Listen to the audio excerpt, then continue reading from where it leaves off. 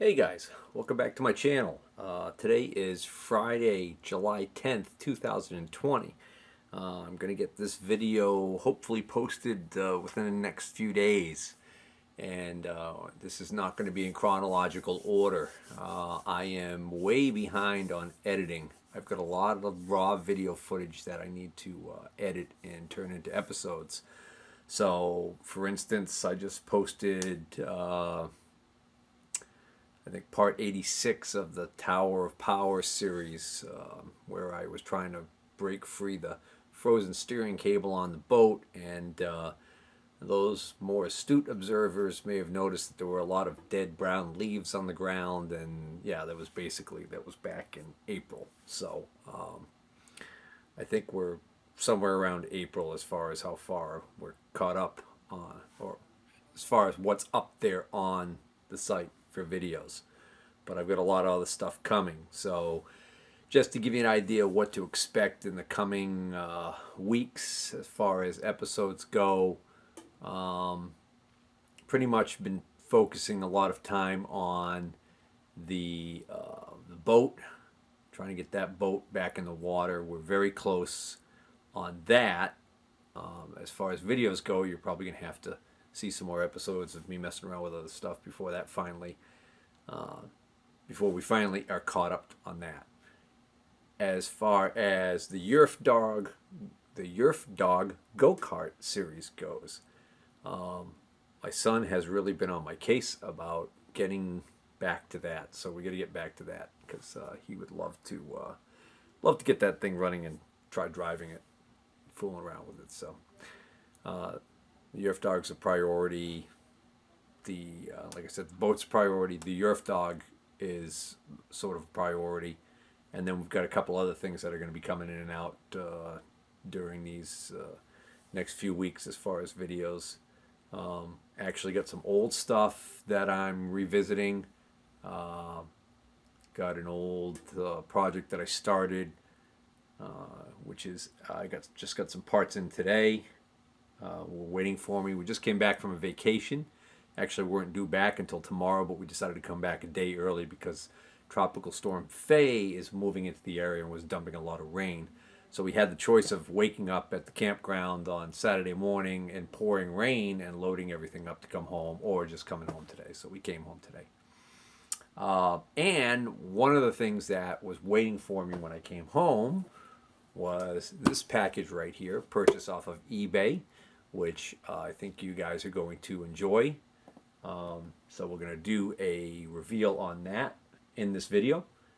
And I just wanted to, like I said, I wanted to kind of use this video also as a quick update, let you know where we're going with the channel. Subscribers, subscriber count, we're just short of 15,000 subs. So I want to thank everybody who is a subscriber out there, and anybody who is not currently a subscriber, I would appreciate it if you would consider subscribing. And also, if you are a subscriber and you could think of any of my videos that you might want to share with somebody who might be interested in becoming a subscriber, I would appreciate it. I'd like to try and get over the 15,000 mark by say fall, September. That would be nice. One of the things I wanted to do was I wanted to make some changes to the channel regarding video quality and audio quality. So last year I did purchase a computer that was able to run a Pinnacle 23, I think they call it, studio editing software. And so I needed a 64-bit computer that could run 64-bit operating system. Believe it or not, none of my desktops were new enough to do that. So I ended up having to buy I got a secondhand computer off of eBay that can handle that. So we've got that change was the last change we really made. Camera I'm using right now is a Nikon. I forget what model this is. You'll forgive me. But a couple of things have happened with the Nikon that have been a problem. The biggest issue I probably had right off the bat with the Nikon that I wasn't aware of was the fact that, or maybe I was aware of it and didn't think it would be an issue, But long story short, the Nikon has been a pretty good camera for me, but there were a couple of features that I wish the Nikon had that it does not have.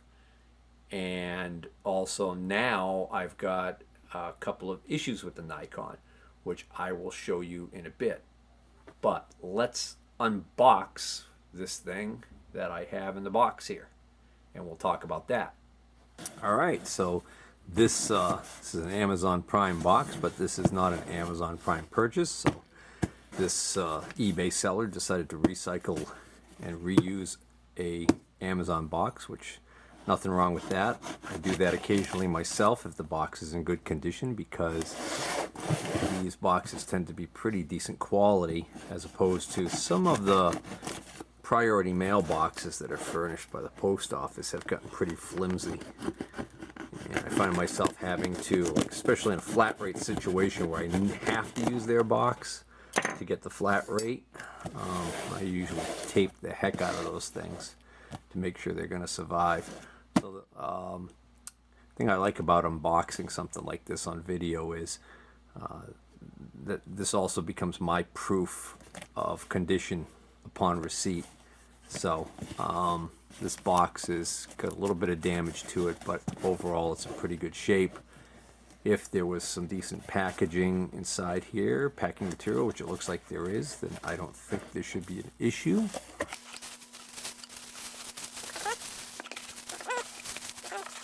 This is the main deal here. Heavy. Heavier than I thought it would be. Voila. Meet what I hope is going to be the future main camera for my channel. This is a Canon Model 70D. Alright, so those of you guys who know these cameras well probably realize that this is an older model. This was a very expensive camera when it first came out, I think somewhere around 2014 maybe, I don't remember exactly. I did a lot of research online. I was looking at cameras, wanted to upgrade to a better camera, and then I started to look at, you know, what I'll often do is I'll be like, well, okay, I am not in a position where I can afford to buy the latest, greatest, like mirrorless camera that's out there right now. You know, that's going to run me maybe, you know, $1,000 to $2,000 depending on what features and everything. So what I like to do is I like to look at, well, what was the best thing they had like in 2015? And I think that's what I actually Googled, like, you know, so I figured, well, camera's got a few years on it, or 2017 even, or whatever. And one of the models that came up, or kept being mentioned by vloggers, YouTube creators and things like that, was this Canon 70D. So I thought, well, maybe that would be a good fit. So the first thing that this camera has that my current Nikon does not have, that I'm really glad about, is an electronic viewfinder that can be turned around like this, so that when I'm out in front of the camera, I know what the camera is looking at. All right. My Nikon, which I'll show in a bit, because right now it's busy taking this video, but my Nikon has this viewfinder on the back, and it looked like it would be able to do what this does, and come to find out, all it does is tilt. So you can't use it out in front of the camera. So that was a disappointment. The other thing that this camera has, which I think is going to be a major improvement, is somewhere on here. This camera, oh, here we go, right here. This camera, I believe, this is what's behind here. It's a microphone input, okay? This camera has a mic input. So instead of having to rely on the internal microphone in the camera, I could plug in a lavalier microphone, or even a wireless lavalier mic, or a shotgun microphone that actually sits on the shoe here, which I I've actually ordered one. That's going to come in. It's not a tremendously expensive one. That I ended up buying brand new from Best Buy because after looking online, it's a Rode, R-O-D-E brand microphone, and it's a Rode Micro, I think is what they call it, shotgun on-camera microphone. It's a little small one, and it doesn't have a lot of the features, and it's not preamplified and everything of some of the more expensive ones. But it was $70 brand new from Best Buy. And I couldn't actually find a decent one on eBay used. And a lot of the other microphones, even used, because they were higher end models, were kind of crazy priced. I'm still watching a few, so I might still chase a couple of other ones. I'd love to get, you know, maybe a the Video Pro Plus, I think is the one that I'm looking at right now, that, you know, is the most expensive one they have. It's $300 new, but I'm getting kind of off the track here. The first thing we're going to do is we're going to put this camera to work so that hopefully we're going to be able to improve some of the functionality, if not at least improve some of the video quality here on the channel. So the other thing about this camera has a EF-S lens mount, okay, which is considered, I guess, a Canon standard. What I like about this is that if you need to change lenses, you can change lenses. This is not a full, I forget what it's called. It's not a full frame camera. Does that make sense? I think that's what they call it. So this can use EF lenses or EF-S lenses, but straight EF lenses are actually more pricey because those are for full frame cameras. I don't know. A lot of this technology is all new to me, and we are in the midst of a downpour right now, courtesy of Tropical Storm Faye. So that tapping noise that you may or may not hear in the background, that is the drip, drip, drip coming down the metal flue for the chimney, which is right behind me. So, well, a little drum roll there. All right, so another drawback on the Nikon was the battery system. It used AA batteries, and I think it uses 6 of them. No, 4 of them. It uses 4 AA batteries. So what I did was I bought rechargeable batteries, and I would just recharge them and then swap them out. This uses battery packs. I believe, according to the listing, this is supposed to include, I was almost positive that this came with more than 1 battery pack. So I think we've already got a problem here. Unless there's one in the camera. All right, there is one in the camera now. See if I can figure out how to turn this on. The switch here, maybe. Ensure a lens is attached. Press start stop button to activate movie shooting. All right, so we got to put the lens on. So pricing on these cameras, all over the place. Buying a used one of these on eBay, you're going to find a lot of swing in pricing. Generally speaking, you can get just the body only, like this, for around $300, $250, $300. This one I didn't pay. I think I paid around $4 for this, and it came with a lens. But the reason why I was able to get this for that price and not a lot more was because a lot of the other models had different lens choices, more versatile lens choices. So what I immediately did after getting this camera, you know, even before it was delivered, was I scouted around and looked for some deals on some used lenses. And again, I was looking for EF-S lenses.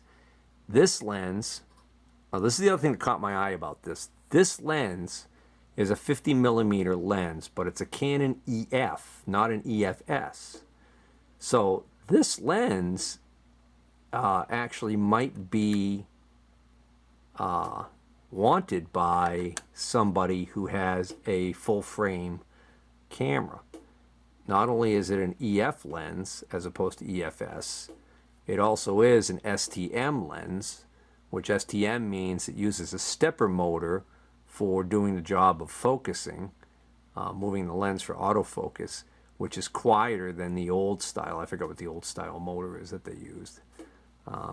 And so you don't get as much noise, which for video work, that's important. It can be important. So anyways, all right, you know, there you go. This is a perfect example right there. I'm in the middle of shooting and the batteries die. I'm using these, like I said, the Nikon uses AA's, and I'm using nickel metal hydride AA batteries in there because they were cheap. So not the greatest. So I'm hoping that's another improvement I'm going to see, is that I'm going to have longer battery life, hopefully, out of this system here. These battery packs are the original Canon ones, so I don't know what the life is going to be like on these, but they're lithium ion, so that should be an improvement right there. I double checked the listing. It did come with 2 batteries. So just for clarification, I paid $400 for this with free shipping. The box clearly says that they paid $24 and change to ship this priority mail to me. So pretty much, you know, it's like the camera was $375. Pretty good deal, I think, for a what appears to be a good working 70D body, an EF 50mm lens, and 2 original battery packs, and they included a 64. Okay, so the battery's in here. So that's another thing I like about this that I don't like on the Nikon. On the Nikon, the SD card goes in the bottom where the door opens for the battery pack.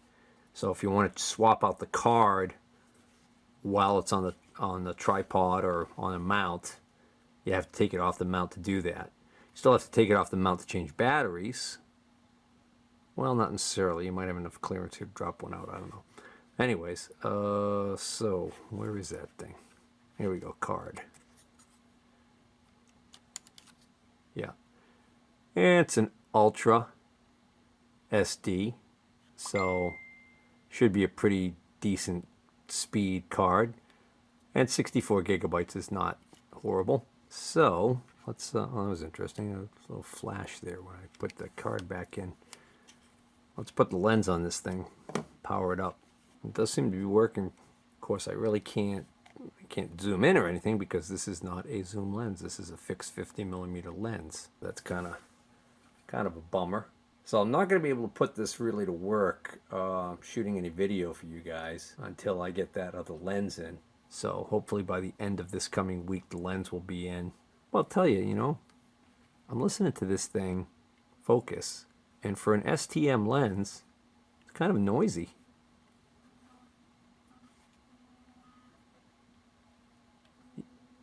You hear that? Let's see if there's anything on this card. No image. Okay. So I guess it's, you know, this must be the shutter. I don't know what mode this is in right now, but when I press and hold the shutter button, it goes clunk, clunk, clunk. Noisy sucker is what I'm getting at. Yeah, there's definitely going to be a learning curve here, I think, to this thing. Apparently when I was holding it down, it took multiple images. Oh, this is kind of a nice feature here. This knob that you rotate for the different modes, it's locked. You have to push this button down in the center to release it. That's nice, because then you don't accidentally hit this and rotate it and not realize you've changed the setting. So this is the button here to start stop button to shoot video. So there we go. I'm recording right now. All right, let me get this thing up on the tripod and see if I can't just shoot a quick clip of myself, and that way you guys can get a gander of what the new video quality is going to look like. And even though it's going to be kind of not so great because of the 50mm lens, and then we'll put it up here, and I'll see whether or not I can show you guys exactly why we're going to have to say goodbye to the Nikon. Hey guys, I don't even know what video mode this thing's in. This camera. Hey guys, I don't even know what video mode this thing's in. This camera is very sophisticated. I'm going to have to do a lot of boning up on how to work this thing and figure out how to set some of the more basic features before I can really use it properly. But that's why you got my big old head in the picture too, is because, you know, it's 50mm lens, so I can't step too far back. But I don't know how good this audio quality is, if it's much of an improvement over the last camera's onboard microphone. I did read that the Canons, these series Canons, do have apparently not the greatest preamplifying circuits in their audio, so that they actually benefit from preamplified mics, like those more expensive Rode microphones that I briefly talked about. So maybe down the road I'll invest in one of those. But the main thing is, I'm kind of curious whether or not this video quality is going to be much different. Again, I might even have it in a lower resolution setting for all I know. I don't know what's going on. I'm going to try and turn the camera around. Hopefully, even with this 50mm lens, we'll be able to just look at the old Nikon that I'm getting ready to retire and talk about what happened with that camera.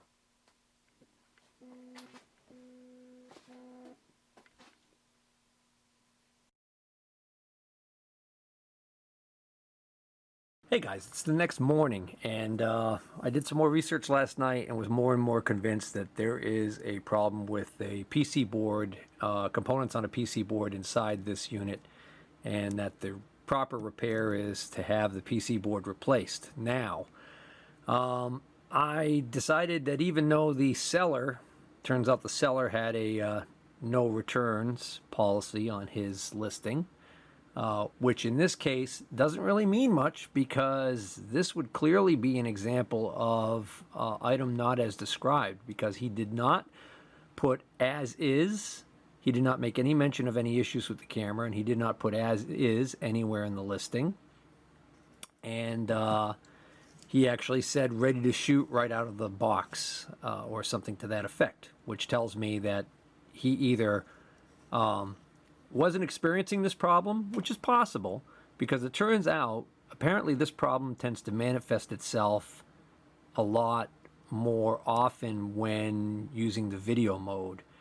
Apparently when shooting video, because, you know, all those frames of information are being tabulated and run through the system, that puts a lot more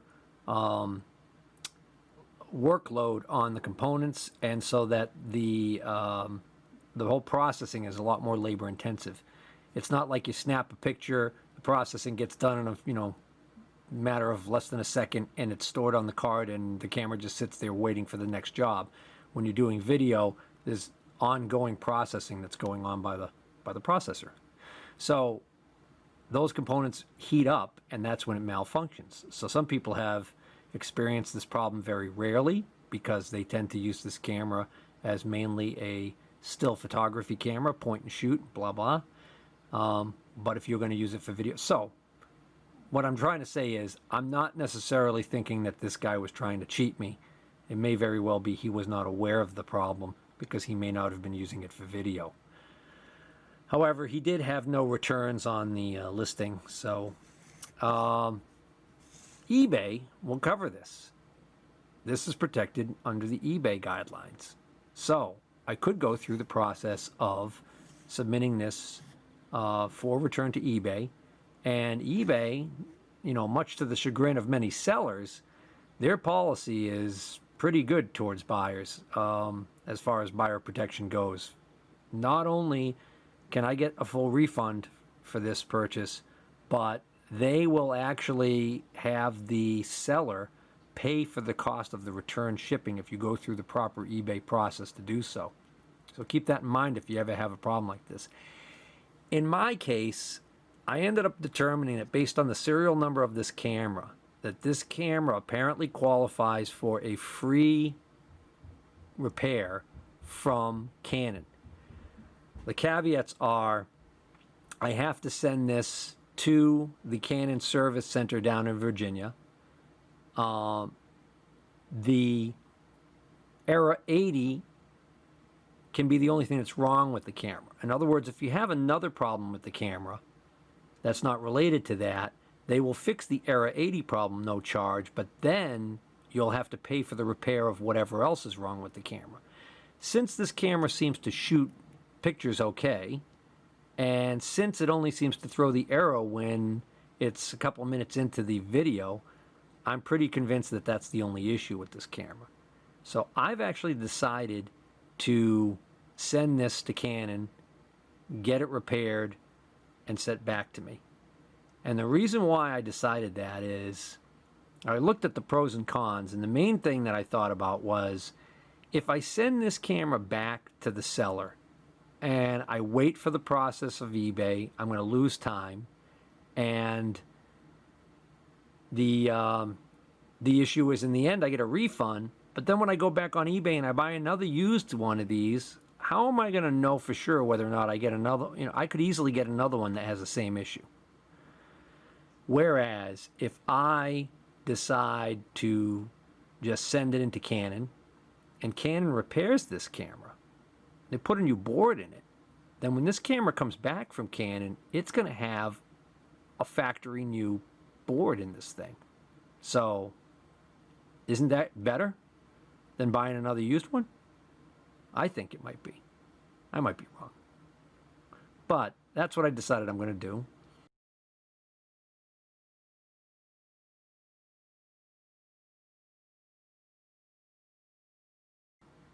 I did contact the seller and let him know that there was a problem with the camera. So far, I haven't had a reply, but you know, it's not even been 24 hours, so that doesn't mean they're ignoring me. Just out of curiosity to see what he would say. If he said, you know, I was curious to see if he says he's never experienced that or that it occasionally did that.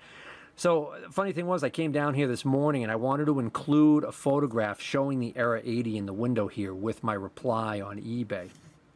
And what I ended up doing was I ended up, you know, putting the battery in, putting the card in, putting the camera up on the tripod, and starting to record video. So I'm sitting there waiting and waiting and waiting, and it records like 15 minutes of video before, well, actually, it never stopped. It recorded like 15 minutes of video. Finally, I said, this is nuts. What's going on here? It seems to be working perfectly fine. So I shut the camera off. It had told me that it broke the video was so long, it broke the file into 3 files. That's normal. I think you can set something in here to change that, but getting off track. So I thought to myself, geez, you know, the only thing I did different this morning was I used the card that came with the camera, which is a full-sized SD card, as opposed to what I've been using in my camera, which is my micro SD card in an adapter. And I thought, maybe there's a problem with the card. Maybe this camera doesn't like the micro SD card. In fact, I did find somebody mentioned that, oh, if you're using a micro SD card and an adapter, that's your problem right there. But I don't think he's right. And I'll tell you why. Because then I took the micro SD card, put it in here, set it up, started recording video, and within 2 minutes, it froze. And I went, aha. 15 minutes, no problem. 2 minutes with the micro SD freezes. That must be it, right? Nope. Took the battery out, reset the camera, put the full-size SD card back in, started recording, and within 2 minutes, froze. And I was like, okay. Now I see what's going on. The reason why it didn't stop and freeze for 15 minutes the first time I tried it was because I came down here in the basement, and it's pretty cool down here. It's a lot cooler than it is in the house. We got a lot of heat and humidity right now. And so cold, sitting in the basement all night cold, as opposed to yesterday when I opened it from the package that had been sitting in the house where it was warm. This had a cold start this morning. And with a cold start, it'll run for a while. But then it craps out. Once it craps out, then it's just going to consistently do that. So I'm convinced it's got a problem. I called Canon. To their credit, they're open on Saturdays. The bad part about it is, and that's not an overseas call center, I spoke to a gentleman right in Virginia, and very nice guy.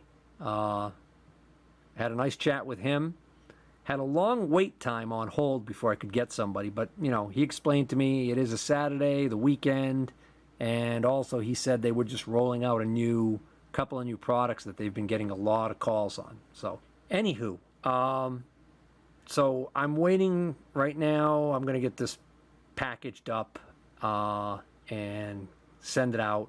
And he said it takes usually like 5 to 7 days from the time they receive the camera to get the repair done, and then 2 to 3 days to get it back to me. So I think this camera is going to be staying in my life, eventually all repaired, probably within the next 2 weeks. So that's it. That's where we're going to stop this video. So I hope you guys are looking forward to seeing some, oh, by all means, before the camera crapped out, and I did shoot a little bit of that video and got a little bit of audio there, feel free to comment on what you thought about that. If you think that maybe this is going to be a significant upgrade or whatever. I might figure that out when I do the post-editing. I don't know. All right. Take care, and as always, if you're not already a subscriber, please consider subscribing. And if you like this video, hit the thumbs up button.